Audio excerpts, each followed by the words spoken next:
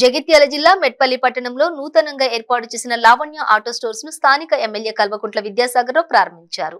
అనంతరం దేవునికి కొబ్బరికాయ కొట్టి షాప్ యాజమాన్యానికి శుభాకాంక్షలు తెలియజేశారు. ఈ కార్యక్రమంలో ఎంపీపీ మారు సాయిరెడ్డి, మున్సిపల్ చైర్పర్సన్ రానవేని సుజాత, సత్యనారాయణ తదితరులు పాల్గొన్నారు.